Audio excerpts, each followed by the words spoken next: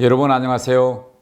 요즘 대선 이슈와 아프가니스탄 사태가 블랙홀처럼 모든 문제들을 빨아들이고 있어 북핵 문제와 관련해서 남북미 이 삼각 사이에 지금 매우 미묘한 관계가 흐르고 있는데도 별로 관심들이 없습니다.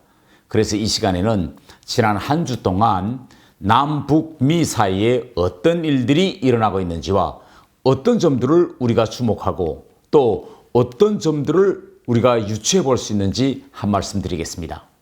우선 최근 서울, 워싱턴, 평양에서 일어나고 있는 현상들 중에서 예전과 다른 세 가지 점들에 대해서 말씀드리겠습니다.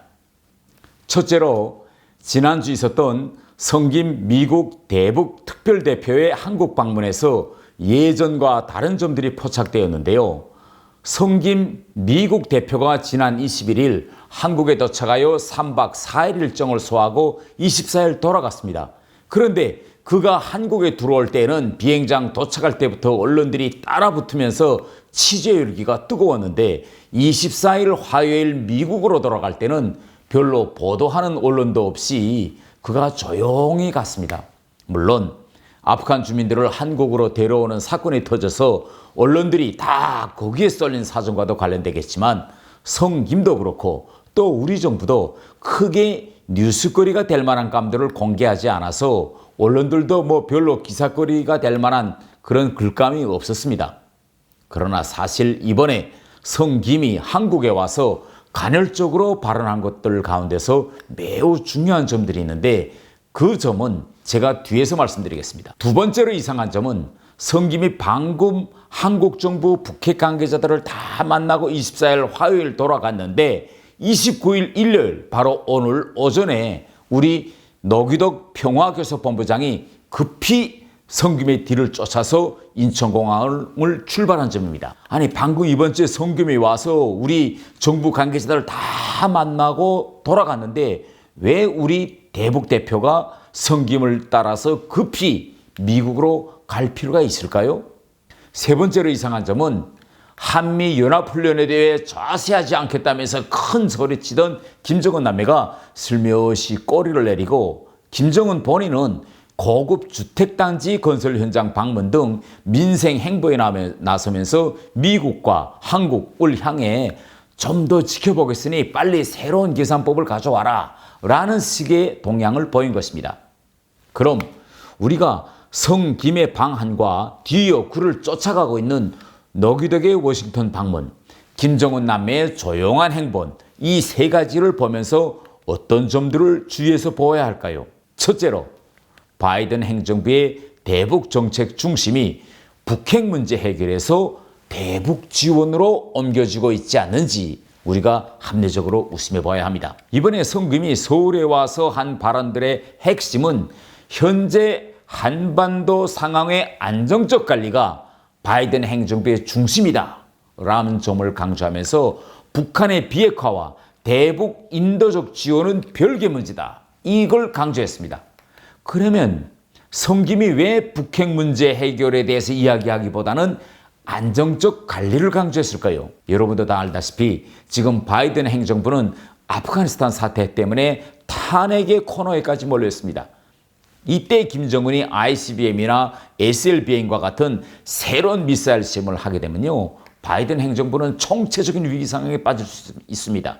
그래서 이번에 성김은 김정은을 향해서 향후 북핵 문제를 세게 거들지 않겠으니 북한 김정은 너도 제발 도발하지 말고 좀 참아달라. 그러면 우리가 뭘 좀 해줄게. 이런 식의 유화 메시지를 계속 보내고 돌아갔고 김정은도 이 점을 중시한 것 같습니다. 두 번째로 미국의 이러한 공경을 이용해서 문재인 정부가 이번에 성김에게 한반도 평화 프로세스 조기 재가동을 꺼내들고 있는 데 대해서 우리가 들여다봐야 합니다. 이번에 성김이 바이든 행정부의 단면한 한반도 정책은 정적 관리입니다 라고 하니 정의용 장관이 그렇다면 한반도 평화 프로세스를 조기에 재가동해야 합니다 라고 제안했습니다. 여러분이 주목해야 할 부분은 바로 이 조기 재가동 이 5글자입니다. 왜냐면요, 원래 문재인 대통령은 2019년 2월 하노이에서 미북 정상회담이 파탄되자 4월 급히 트럼프 대통령을 만나러 갑니다. 거기 가서 김정은이 금강산 강간과 개성공단을 조건부 없이 재개하자고 하니 그걸 좀 한미가 들어주고 그래서 그를 비핵화 협상탁으로 다시 데려옵시다. 이것이 제가 생각하고 있는 굿이너프 딜입니다. 라고 트럼프 대통령에게 제안하니 트럼프 대통령이 아니 북한이 비핵화 조치를 별로 취한 것도 없는데 어떻게 먼저 북한의 요구를 들어줄 수 있느냐. 포괄적 합의, 즉 북한 비핵화에 초점을 맞춘 빅딜을 해야 한다라고 이야기했습니다. 이렇게 트럼프의 빅딜과 문재인 대통령의 굿이너프 딜이 서로 부딪혀서 결국 한동안 이 굿이너프 딜은 맥이 빠지셨습니다.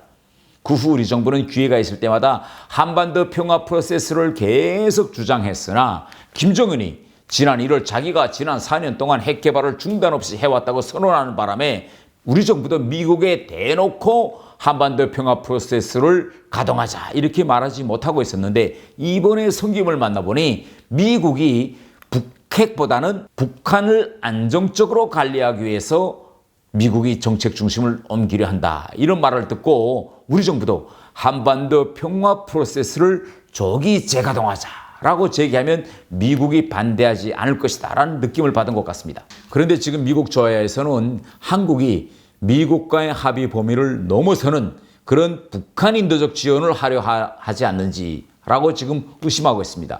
이미 한국은 미국과 사전 합의 없이 또 충분한 토의도 걸치지 않고 2018년 9.19 군사공동 합의를 이제 내놓아서 미국을 좀 당황하게 만든 이런 전례가 있습니다. 그래서 이번에 보면 성김은 한국 측이 직접 워싱턴에 와서 대북 지원 규모와 방식에 대해서 자세히 설명하기를 요청했으리라고 보고 그의 요청에 따라서 아마 오늘 노기덕 평화본부장이 급히 워싱턴으로 급파된 것 같습니다. 오늘 노기덕 본부장도 비행장에서 미국 방문 목적이 한반도 평화 프로세스 조기 재가동 문제와 대북 지원 문제를 협의하기 위해서 간다고 했습니다. 그럼 앞으로 바이든 대통령의 동의하에 한반도 평화 프로세스가 조기에 재가동된다면 어떤 일들이 일어날 수 있을까요? 첫째는 북한의 핵보유국 지위 캠페인이 점차 현실화될 수 있는 그런 물꼬가 트일 수 있습니다.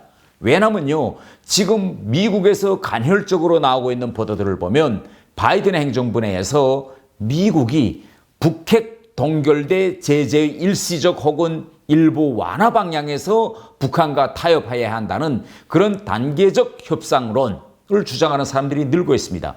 이 주장은요, 지금까지 북한의 핵 보유 자체에 초점을 맞추고 있는 현 대북 제재의 성격을 북한이 동결만 유지해도 제재를 좀 풀어주는 쪽으로 이렇게 제재의 성격을 변경시키자는 이런 주장입니다.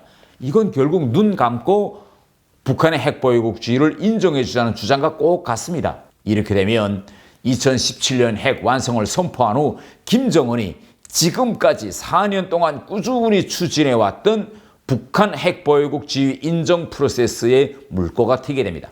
그래서 지금 김정은은 도발하지 않고 미국이 정말 북핵 동결대 제재 일시적 해제 혹은 부분적 완화로 제재 성격을 변경시키려 하는지를 주시해보면서 도발을 자제하고 숨고르기를 하고 있습니다.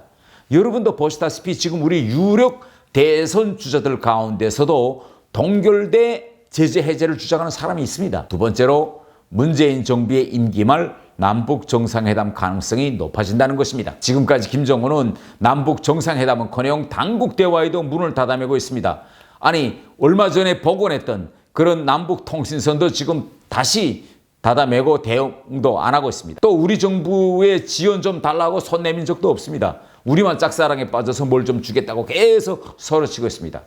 김정은이 저렇게 힘든 상황인데 우리가 주겠다는 것도 받겠다는 소리를 하지 않으니 좀 이상하지 않습니까? 지금 김정은은 매일 북한 주민들을 향해서 자력갱생을 외치고 있습니다. 또 청년들은 탄과 같은 험지에 가라고 거기에 자원 질출하라고 계속 청년들을 내몰고 있습니다. 김정은이 바라고 있는 건요, 북한 주민들 앞에서 자기가 좀 체면이 설 수 있게 문재인 정부가 통 크게 그렇게 지원하라는 것인데 문재인 정부로서는 너무나도 많은 대북 지원을 하려고 하면 미국이 난색을 표시할 것 같아서 좀 특정 수준 정도에서의 대북 지원 규모를 지금까지는 정해놓고 있었습니다. 그런데 이번에 만일 바이든 행정부가 우리 정부의 한반도 평화 프로세스 조기 재가동에 동의한다면 문재인 정부도 김정은의 구미가 당길 정도로 대북 지원 폭을 크게 늘릴 수 있게 됩니다.